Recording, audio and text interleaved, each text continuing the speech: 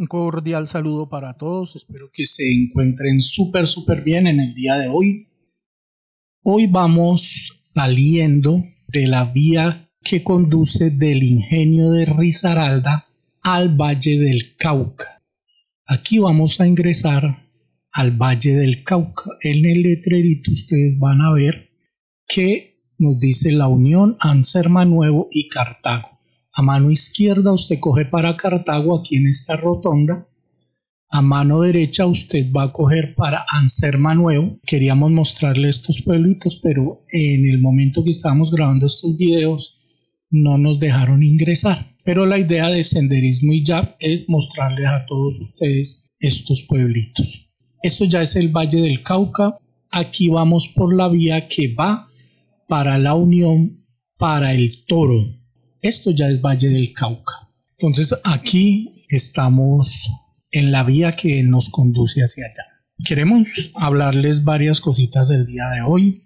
Vamos a empezar hablándoles un poquito del Valle del Cauca porque pues hay personas que miran este canal que no conocen bien el territorio colombiano. Vamos a hablarles un poquito de Colombia. Colombia está dividido en secciones, cada una con unos límites determinados. Estas secciones se llaman departamentos para los que no conocen Colombia. Son unos 32 en total. Cada departamento está regido por un gobernador.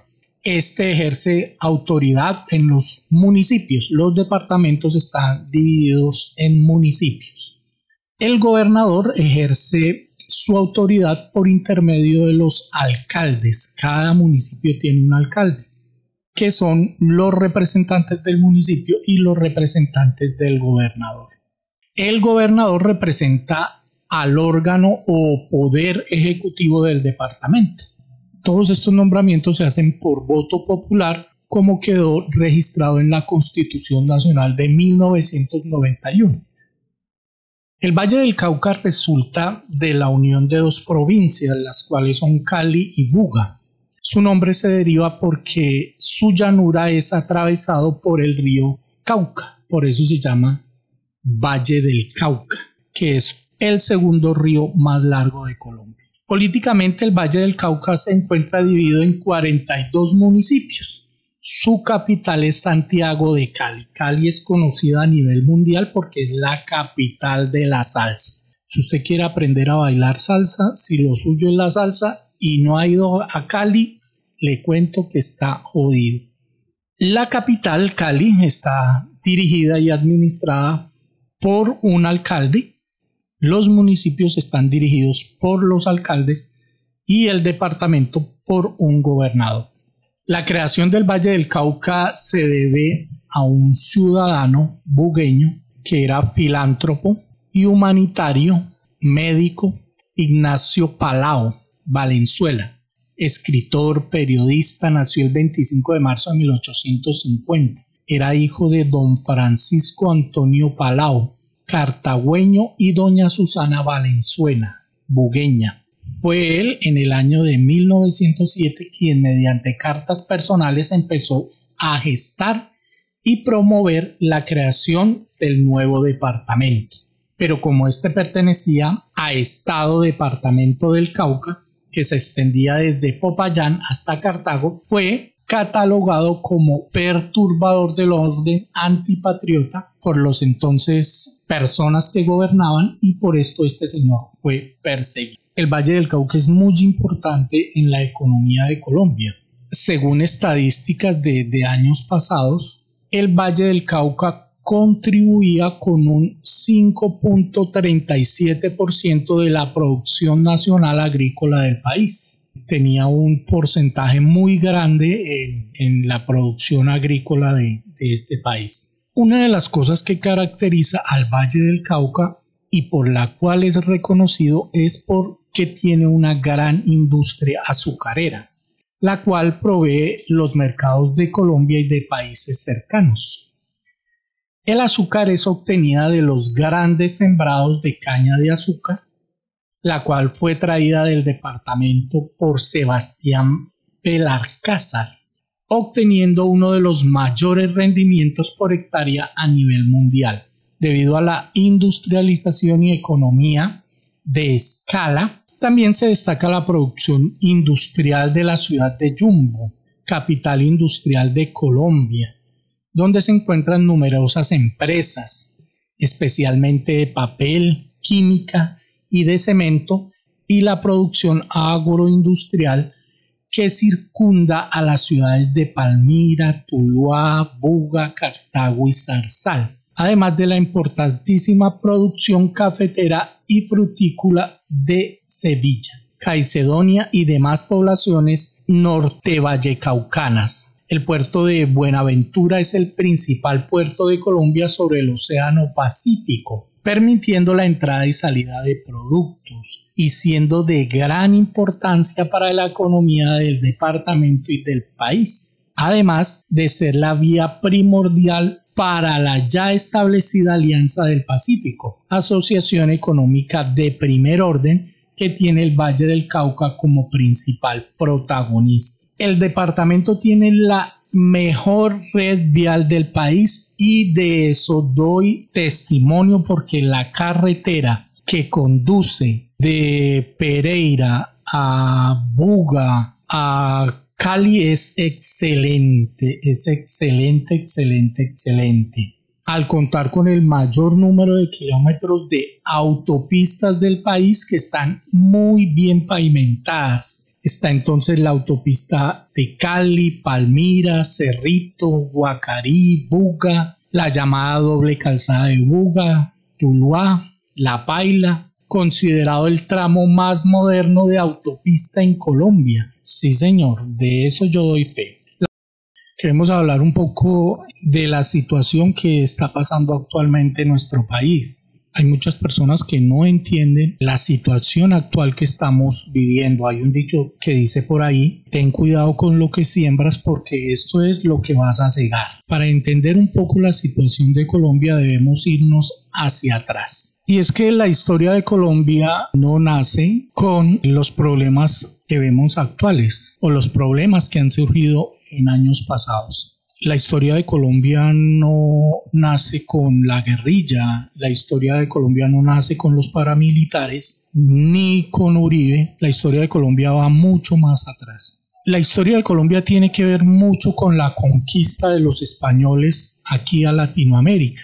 Pero la historia de Colombia va mucho más atrás y tenemos que remontarnos a cuando estaban los indígenas acá en Colombia. Debemos señalar que a nivel de Latinoamérica habían poblaciones indígenas muy interesantes. Poseían una lengua, poseían un sistema de escritura, poseían un sistema de numeración, de sumado, de multiplicación. Eran culturas muy inteligentes. Muchos grupos indígenas que estaban ubicados a lo largo de Latinoamérica hicieron grandes construcciones y tenían unas civilizaciones inmensas, pero poseían prácticas contrarias a la naturaleza.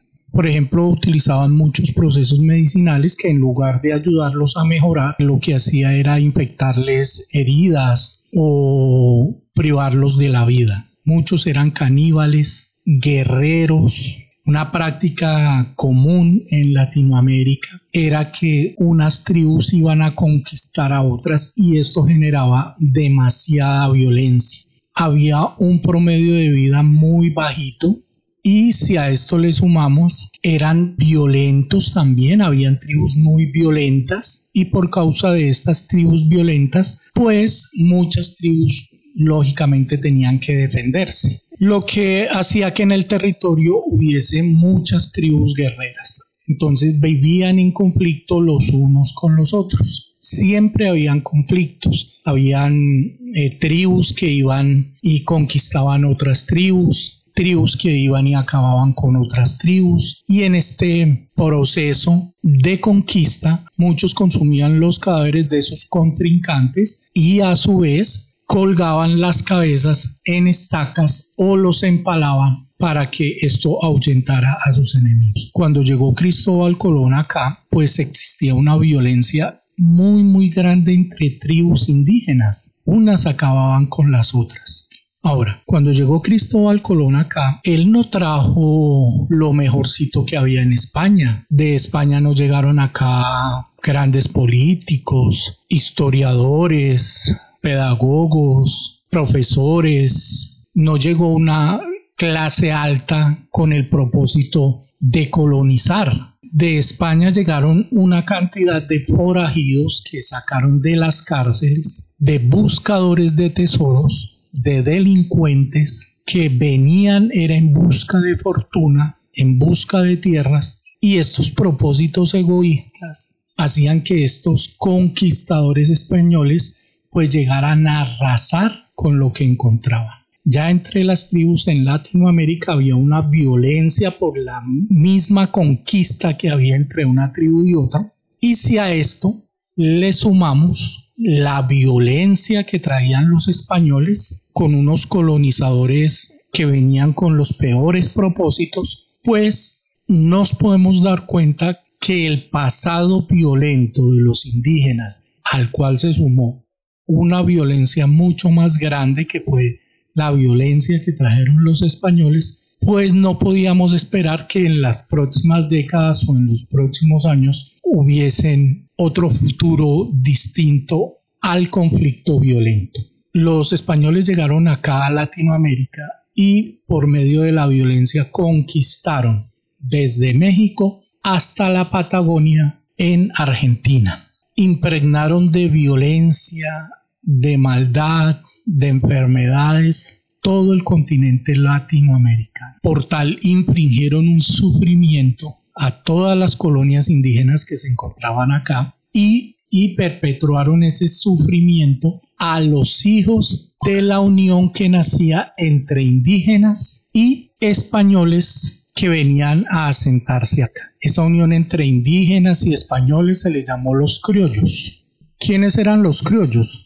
Los criollos eran hijos de indígenas con españoles o hijos de españoles que venían a asentarse aquí en Latinoamérica, o hijos de españoles con afrodescendientes o hijos de afrodescendientes con indígenas. De esta mezcla de razas fueron surgiendo los criollos. Los criollos obviamente demandaban participación en el gobierno, demandaban que se les diera potestad en las tierras, demandaban que se les diera oportunidades de trabajo, oportunidades de laborar. Pero como todo esto era negado porque los españoles lo que hicieron fue establecer un gobierno infame en los cuales los únicos que se beneficiaban eran los grandes terratenientes españoles, los colonizadores españoles que venían acá, y el resto eran vistos como esclavos, prácticamente con salarios de miseria, no tenían ningún tipo de salario. Y no solamente esto, sino que no tenían formas de subsistir, estaban condenados todos a muerte por ser esclavos.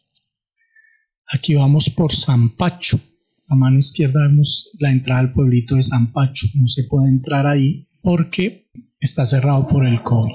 ¿Esto qué hizo? Que los criollos se alzaran en armas. Llegaba el momento de liberarse de la presión de los españoles, de la presión que ponía la corona española, junto con la presión que ejercía la Iglesia Católica. Entonces llegó el momento de liberarse y se arman grupos de combatientes en los llanos orientales, se arman grupos combatientes en el eje cafetero, se organizan grupos de combatientes en todo el territorio latinoamericano y obviamente aquí en Colombia. De esos militares, los más conocidos, pues tenemos a Simón Bolívar, a Santander, Simón Bolívar liderando un gran ejército, pues, y con la ayuda de otros comandantes logran liberar varios países de Latinoamérica. Simón Bolívar fue formado, no se formó académicamente acá, sino que se formó en Europa. Ya vemos cómo muchas de las ideas que van entrando acá a Colombia y a Latinoamérica tienen ese contexto europeo. ¿Qué pasó? Una vez todas estas guerras dieron como proceso que nos pudiéramos liberar de la presión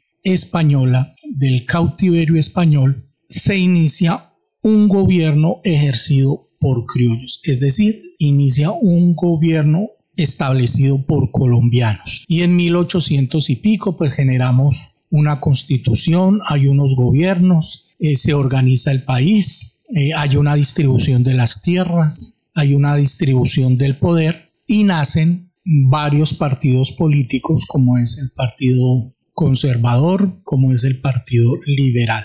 En un inicio son estos partidos los que gobiernan el país. El primero obviamente es el Partido Conservador, que bajo el mando de muchos políticos gobierna el país durante muchas épocas, apartándose un poquito de las ideas conservadoras y las ideas españolas de gobernar. Nace la corriente que conocemos como el Partido Liberal. Por muchos años vamos a estar gobernados por las corrientes conservadoras y las corrientes liberales. El conflicto o la conquista española terminó más o menos hacia el siglo XVIII y a finales del siglo XVIII, iniciando el siglo XIX, pues aparecen estos partidos conservador y aparece el Partido Liberal y son ellos los que nos van a gobernar por muchos años. Parecía que todo iba a tener como un horizonte de resplandor, como que todo iba a ser distinto porque ya no íbamos a estar sometidos a la gobernación y a la opresión del gobierno de la monarquía española. Entonces seríamos nosotros los propios criollos los que iríamos a gobernar y esto se haría bajo unas propuestas totalmente diferentes.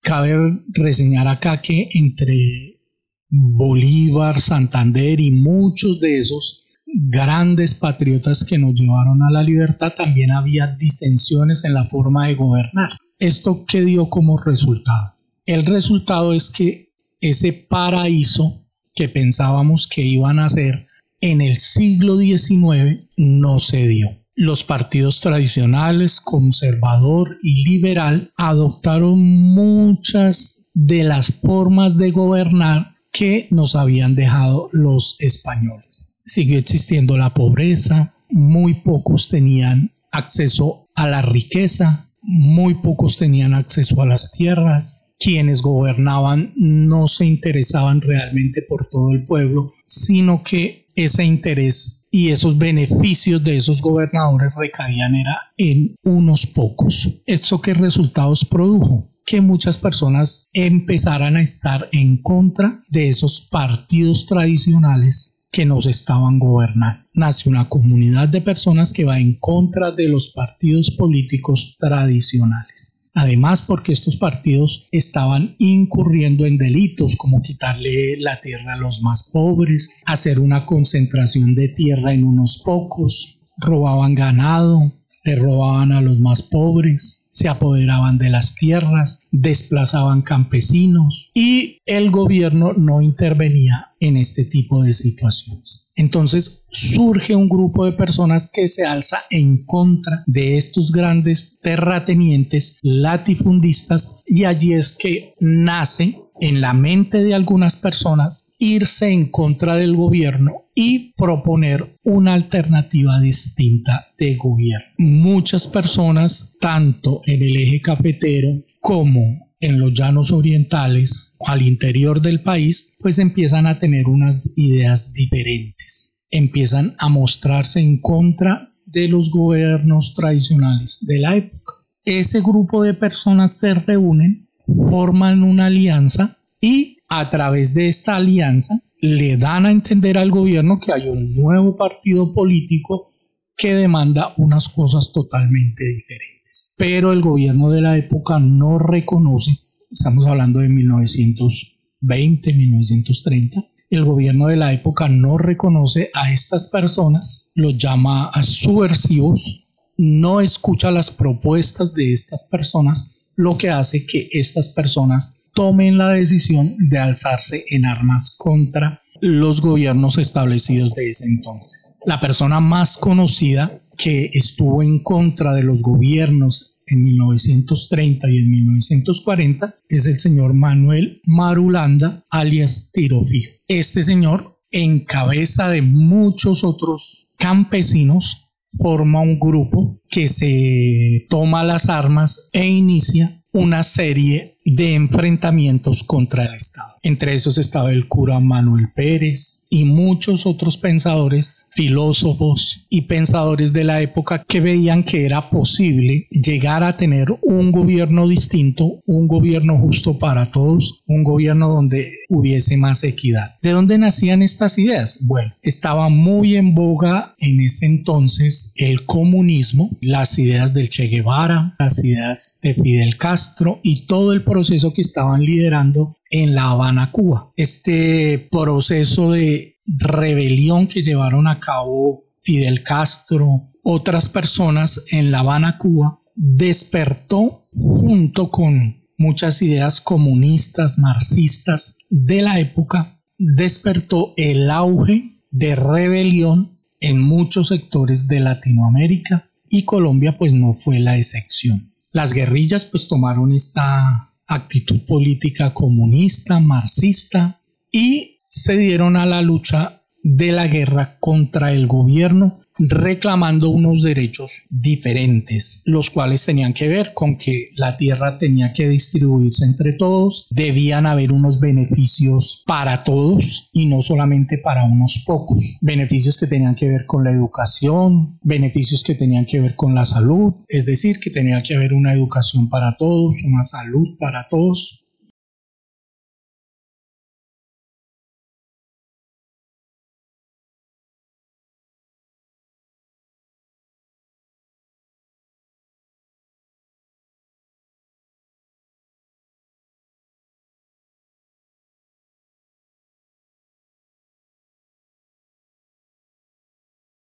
Bajo estas buenas intenciones nace la guerrilla en Colombia. Inicialmente se forma un solo grupo con varios ideales. Estos grupos están distribuidos a lo largo del país, en los llanos orientales, en el Magdalena Medio, en los Santanderes, en el eje cafetero, e inicialmente todos manejan como ese mismo ideal, el ideal que les imponía o les transmitía el comunismo y las ideas marxistas que venían de Europa. En un inicio esas buenas intenciones parecían lo mejor o la solución para nuestro país. De esta forma pues las guerrillas fueron aumentando día a día en Colombia, se fueron formando nuevos grupos y muchos pensadores de la época se unieron a las guerrillas pensando que esta sería la solución a muchos de los problemas que enfrentaba el país y muchos de los problemas que venían ya de atrás. Pero empezó a surgir un problema y el problema es que la guerra, para sostenerla se necesita dinero. Ahí apareció el primer y el más grave problema que ha dañado los ideales no solamente en Colombia, en Latinoamérica y en el mundo.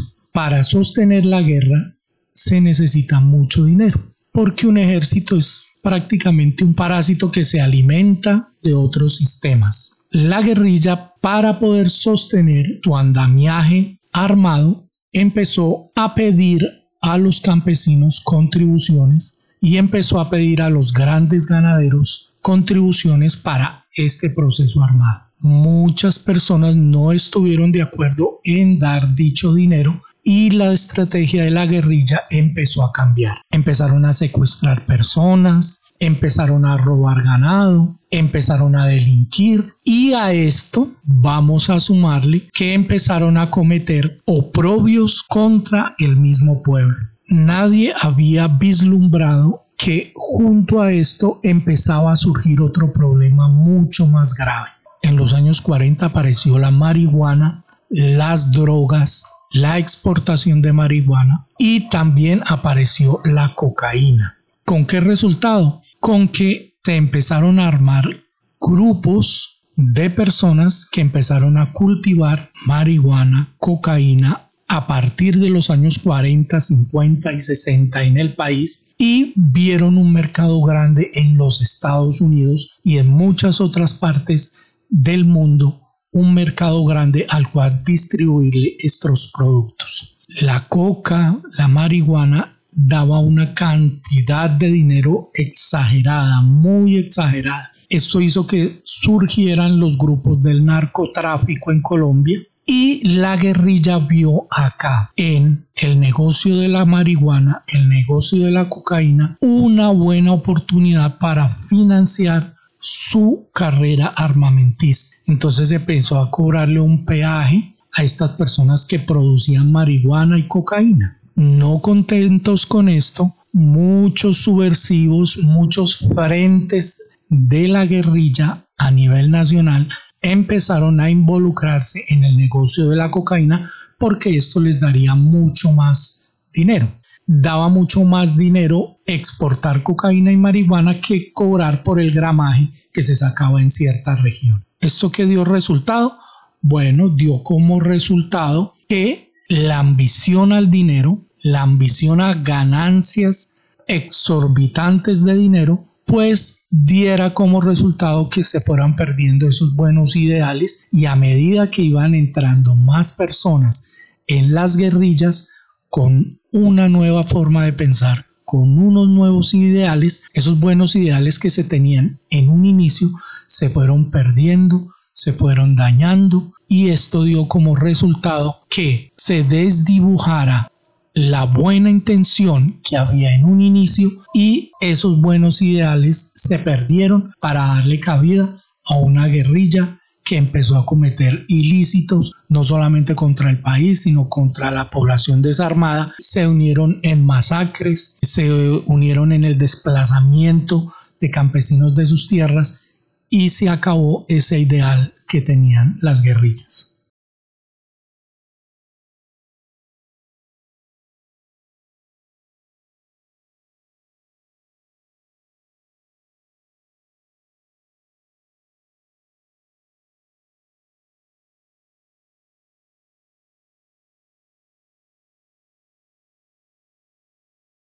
Bueno, aquí estamos llegando a la entrada del Toro. Toro es un municipio del Valle del Cauca. Aquí ya vamos llegando a ver las primeras casitas. Esta es la primera entrada. De la Virginia aquí más o menos nos gastamos unas 2 horas en bicicleta. El Toro es una población que está incrustada en el Valle del Cauca. El pueblito que sigue aquí después del Toro es La Unión. Aquí vamos por la entrada del Toro. La carretera aquí a la entrada del Toro por este sitio no es la mejor. Creo que hay otra entrada, pero ese día no supe por dónde era la entrada. Lo que sí sé es que en ese momento esta era como la única entrada por ese sitio. Vemos acá fincas al lado y lado. Estaba haciendo un buen clima, un día bonito, soleado.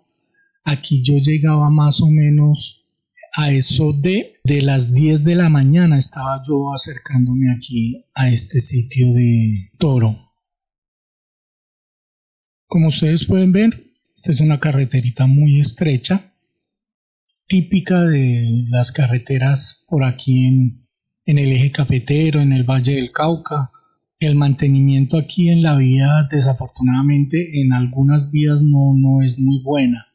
En lo que tiene que ver con las carreteras pequeñas, porque las autopistas en el Valle del Cauca y en el eje cafetero son excelentes, pero las carreteras pequeñas no están en las mejores condiciones. Ahí sí se ve un poquito la falta de inversión. Una carretera pues algo estrecha. Aquí recorrido se ve como lento, pero es porque las condiciones de la carretera no permitían ir un poquito más rápido. Es como un sistema de columpios, sube y baje. Habían algunas subidas y bajadas también que no permitían eso.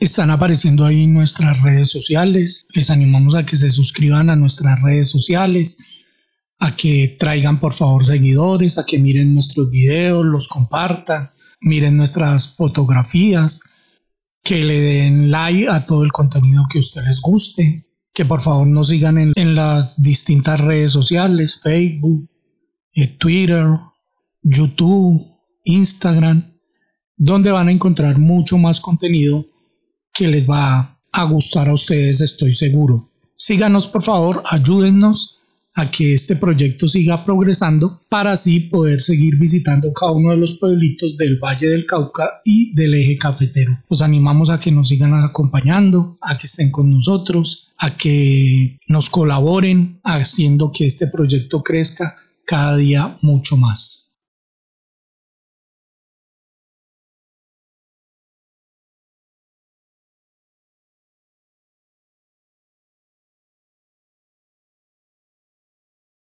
Aquí llegamos a un punto en el cual no sé por qué razón había unas montañas de tierra que impedían el acceso al pueblo.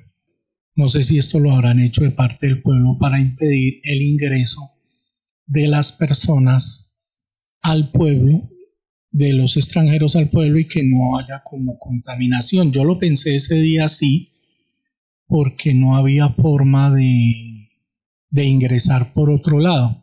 Y aquí pues me tocó bajarme de la bicicleta. Mire cómo sube esa moto ahí. Me tocó bajarme de la bicicleta y con la bicicleta en mano subir esa montañita y bajar al otro lado. Una vez pues bajé esta montaña que estaba un poquito como difícil, casi no puedo. Llegábamos ahora sí a el Toro Valle del Cauca. Las restricciones iguales, tapabocas y así por el estilo. Y aquí pues ya empezamos a transitar por las calles del Toro. El Toro es una población pequeñita, no debe tener entre algunos 100.000, 200 habitantes, no tiene más. La población del Toro es una población amable, encuentra uno muchas casitas bonitas acá. Es un pueblito más bien calmado, no se ve así como mucha bulla, es un pueblito así como más bien apagado. Las personas no se miraban como con cierta desconfianza, no sé, pero solamente me sucede en este pueblo porque los otros pueblos son muy amigables, la gente es muy amigable, charla mucho, pero aquí en el Toro las personas miraban como con un poquito de desconfianza. Es como la segunda o la tercera vez que vengo acá.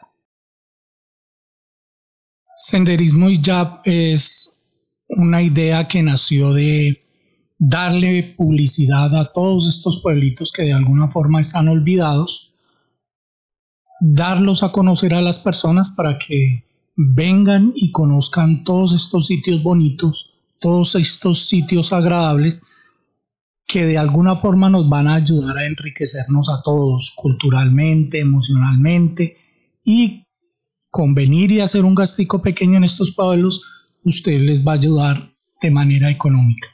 Aquí empezábamos a subir por una de las calles principales, mano derecha el cementerio, y aquí era una zona como exclusiva del Toro. Habían casitas más o menos bonitas y allí empezábamos a ver un sector donde viven como policías, el alcalde, pues un sector así como exclusivo que ven ustedes aquí a mano izquierda, donde pues se veían unas casas muy bonitas. Aquí vamos pedaleando. Este es un sector bonito. Me da la impresión que esta parte del Toro es como el sector estrato 6. Porque, pues por los carros y por las casas bonitas, pues uno se da cuenta que el sector es como diferente.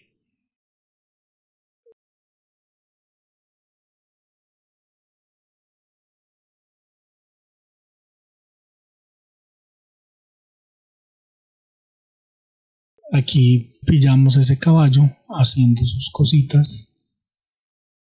A mano izquierda un colegio que pertenece aquí al Toro. El día que llegamos acá fue un domingo. Ese fue un domingo. Tal vez por eso pues no vemos mucha gente. Y obviamente nos permitieron entrar acá al pueblo, pero pues aquí está en restricciones de la pandemia, ¿no? Tal vez por eso no se ve mucha gente en el pueblo. Aquí vamos a hacer un par de recorridos pues por las calles del Toro para que ustedes se den cuenta cómo es el pueblito.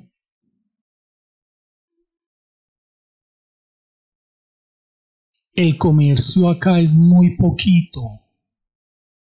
No veo uno así como mucho comercio, como en otros pueblos que hay unas calles donde hay bastante gente, bastante comercio. Pues por esta calle no, por la otra íbamos a ver un poquito más de comercio. En estos pueblos es muy común ver coliseos donde se juega fútbol y todo eso. Es bastante común ver en estos pueblitos ese tipo de coliseos. Aquí ya empezábamos a ver como más gente porque ya esta es como la zona central del pueblo.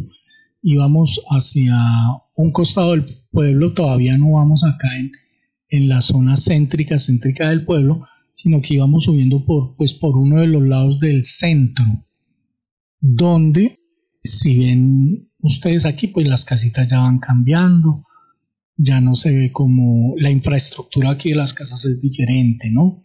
Ya este es un estrato un poquito más bajo del pueblo. Por eso les decía que anteriormente donde íbamos, pues tenía como mucho más caché ese lado. Pero bueno, como todos los pueblitos, pues es un pueblito bonito, agradable. Lo he visto siempre como muy calmado. Las veces que he venido, no solamente en pandemia, sino que otras veces, bueno, tal vez es porque uno llega un domingo a las 10 de la mañana, pero habían como muy poquitos establecimientos abiertos. Casi todas las casitas en el eje cafetero son muy parecidas. Bueno, esto no es eje cafetero, pero tiene como su influencia, ¿no? Esto es Valle del Cauca, esto no es el eje cafetero. ¿Por qué venir a todos estos pueblitos? Porque estos pueblitos necesitan inversión, necesitan del turismo, necesita de que usted venga y conozca los diferentes sitios que tienen estos municipios, estos pueblos, haga inversión no en el sentido de que usted venga y se gaste una millonada, simplemente con el hecho de que usted venga, almuerce en uno de estos pueblitos con su familia, se compre una camiseta, compre algún souvenir del pueblito, pues esto va a ayudar a la economía de Colombia y de todos estos pueblitos.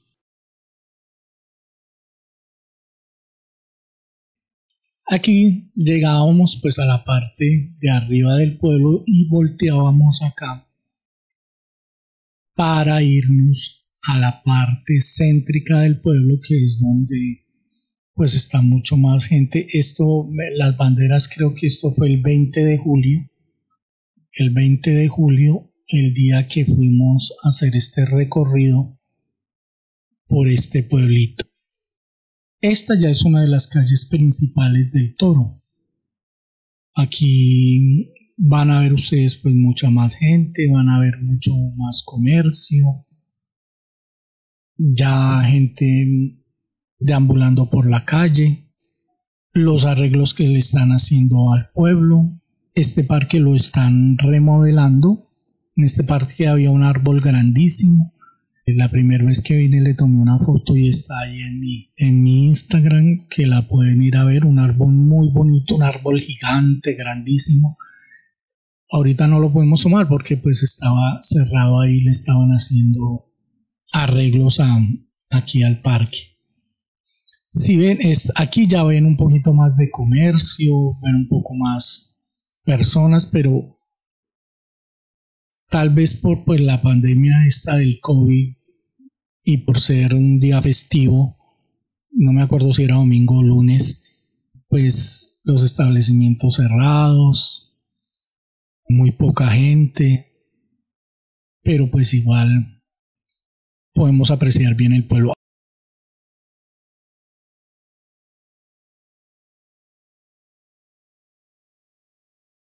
Aquí a mi mano izquierda queda la plaza del pueblo, donde paran los jeeps que traen los campesinos y los vuelven a llevar. Plaza de mercado.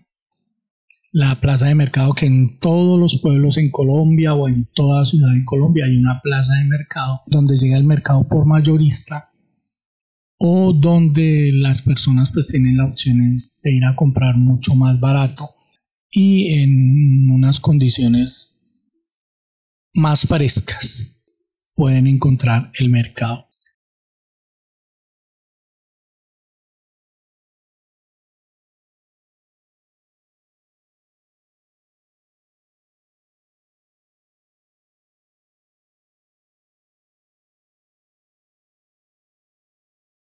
Esta calle es una calle que la habían arreglado recientemente.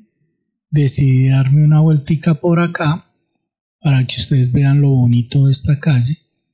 Habían arreglado aquí la parte izquierda, habían arreglado el andén, colocado un jardín lo más de bonito y me imagino que aquí deben tener ese pequeño escenario es para colocar, pues dependiendo de la época, algún altar a la Virgen o el pesebre o bueno, cualquier cosa que corresponda a la época o a lo que se esté celebrando. Me devolví, quería mostrarles, se veía muy bonito, muy agradable este espacio, es una calle larga.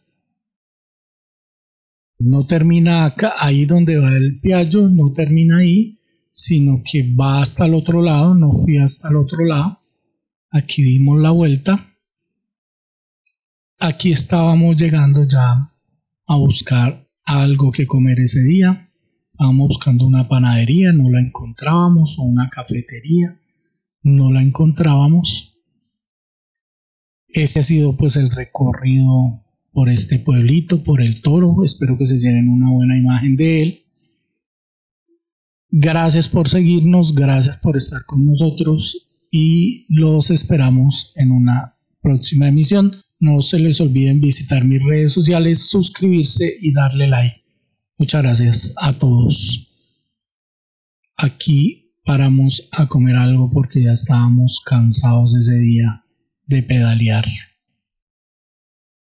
Encontramos esta panadería abierta. Chao, chao. Gracias a todos.